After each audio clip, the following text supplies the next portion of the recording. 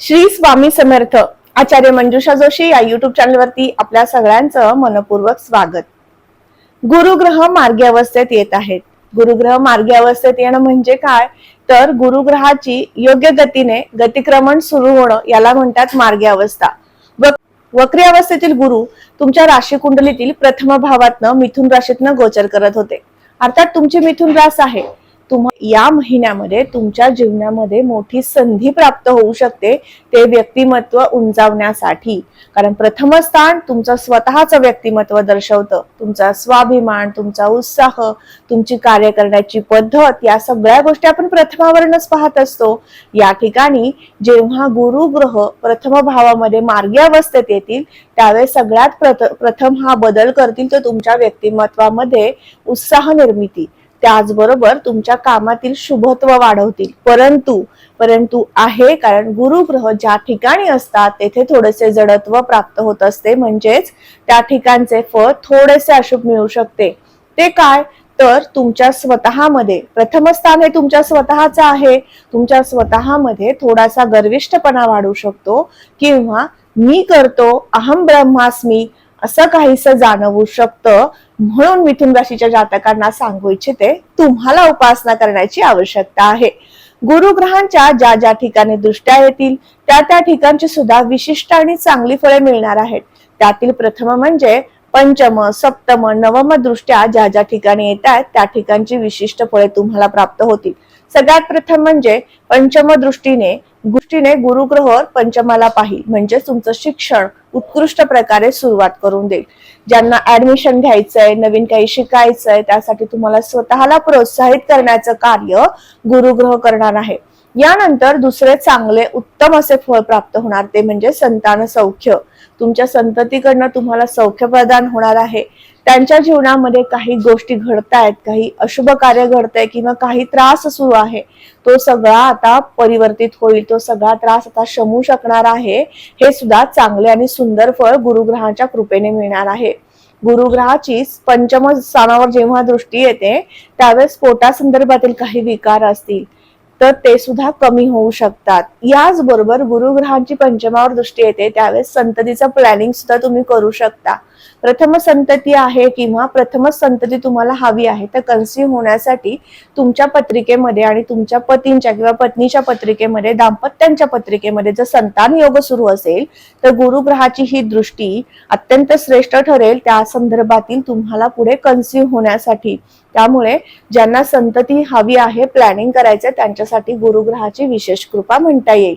गुरुग्रह जेव्हा सप्तम दृष्टीने सप्तमाला पाहतो त्यावेळेस तुमच्या पतीचे किंवा पत्नीचे सौख्य तुम्हाला प्रदान करून देत असतो. काही अंशी मतभेद, कलह किंवा एखाद्या गोष्टीवरनं विशेष संघर्ष जीवनात सुरू असेल तर तो आता संपुष्टात येऊ शकतो. विशेष बदल परिवर्तन तुमच्याकडनं सुरुवात करून देऊ शकतो. मी हे होऊ देणार नाही किंवा माझ्या पती किंवा पत्नीकडे विशेष अपेक्षित आहे आणि त्या अपेक्षा पूर्ण करण्यासाठी मी स्वतः प्रयत्न करेल, हा सुद्धा चांगला आमूलाग्र असा बदल परिवर्तन करून देणार आहे. मग हेही चांगलं फळ तुम्हाला गुरूंच्या कृपेने मिळणार आहे. सप्तम स्थान पार्टनरशिप मधील व्यवसायांचे आहे. या दरम्यान सुरू केलेला व्यवसाय निश्चित तुम्हाला उत्तम प्रगतीकडे घेऊन जाईल. नवीन सक्सेस निर्मितीसाठी सप्तम स्थान पाहिलं जातं. कुठल्याही गोष्टीतला सक्सेस पाहण्यासाठी सातवं घर पाहिलं जातं आणि त्या अनुषंगाने सुद्धा गुरूंची कृपा आहे. नवम स्थानावरती गुरुग्रहाची नवम दृष्टी येत आहे. नववं घर शुभ संकेताचं आहे. नवम घर हे तुमच्या जीवनातील नवीन कार्याची सुरुवात पाहिली जाते. अगदी नोकरीतील सुरुवात किंवा व्यवसायाची सुरुवात सुद्धा नवव्या घरावरनं पाहिली जाते. कुठलेही कार्य करताना शुभ संकेत येतील का, ते कार्य मी गतीने करू शकेल का, हा आत्मविश्वास सुद्धा पाहिला जातो. आध्यात्मिक प्रगती, धार्मिक तीर्थस्थळांना भेट, हे सुद्धा आपण नवम स्थानावरनं पाहतो. या सर्व 11 मार्च नंतरचा कालावधी तुमच्यासाठी पर्यटनासाठी उत्तम आहे, आध्यात्मिक प्रगतीसाठी उत्तम आहे. नवीन ठिकाणी जाऊन दर्शनाचे लाभ प्राप्त करणार आहे. त्यामुळे देवदर्शन तुम्हाला या दरम्यान निश्चित होऊ शकतं. व्यवसाय सुरू करायचा आहे किंवा नोकरी नवीन सुरू करायची आहे त्या नोकरीमध्ये परिवर्तन करायचंय, अशा सर्व वर्गाला सुद्धा विशिष्ट आणि चांगला कालावधी असणार आहे. नवम स्थान हे आपल्या उत्कर्षाचं मानलं जातं. त्यामुळे एक पाऊल उत्कर्षाकडे असं आपण प्रामुख्याने म्हणू शकतो। मग गुरूंची ही कृपा तुम्हाला प्राप्त व्हावी, स्वतःमधील इगो कमी व्हावा, व्यवसाय किंवा नोकरीमध्ये स्थिरता प्राप्त व्हावी, यासाठी गुरूंची एक छोटीशी उपासना तुम्हाला सांगणार आहे। ती तुमच्या दैनंदिनीमध्ये तुम्ही 11 मार्च पासून सुरू करायची आहे। काय कराल तर दत्त महाराजांना रोज जलाभिषेक करायचा आहे आणि केशराचा टिळा, चंदनाचा टिळा तुम्ही लावायचा आहे आणि मूर्तीला सुद्धा लावायचा आहे। यामुळे काय होईल, तुमच्या जीवनामध्ये नकारात्मकता कमी होईल। तुम्ही तुमच्यामध्ये जो काही इगो आहे किंवा अहंकार त्याला म्हणू, अहंकार आहे तो शमण्यासाठी, स्वतःचं मन स्थिर करण्यासाठी आपण करतोय, मला सगळं करावं लागतंय, मीपणा हा जो प्रकर्षाने डोकावणार आहे तिथे कुठेतरी त्याला थांबवण्यासाठी आपण हा सोपा आणि साधा उपाय करू शकतो आणि जेणेकरून गुरूंची कृपा प्राप्त करून घेऊ शकतो। लक्षात आलं असेल गुरूंची ही रेमेडी किती सोपी आणि साधी आहे, पण किती उपयुक्त ठरू शकते आणि का? कारण या ठिकाणी असणारं आज्ञाचक्र, ज्यावरनं आपण विचारांची गती वाढवतो, तो विचार आपल्यामध्ये अगदी प्रकर्षाने दिसण्यासाठी आज्ञाचक्राची फार महत्वपूर्ण भूमिका आहे। या आज्ञाचक्रावरती जेव्हा आपण केशराचा टिळा लावणार आहोत त्यावेळेस तुम्हाला स्वतःला संतुलन प्राप्त होतं। मी एखादा विचार करतोय तो योग्य आहे की अयोग्य हे निवडण्याची एक कला प्राप्त होते किंवा समज निर्माण होते, म्हणून हा केशराचा टिळा आपण लावणार आहोत।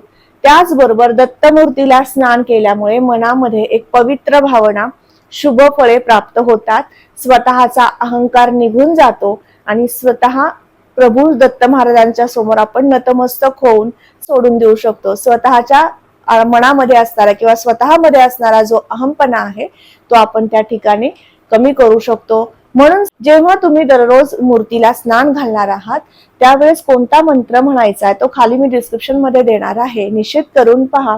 मंत्र उच्चार कसा करायचा आहे, त्यामध्ये काही गैरसमज व्हायला नकोत किंवा चुकीचा उच्चार व्हायला नको, म्हणून आपण तो उपाय खाली लिहून देत आहोत।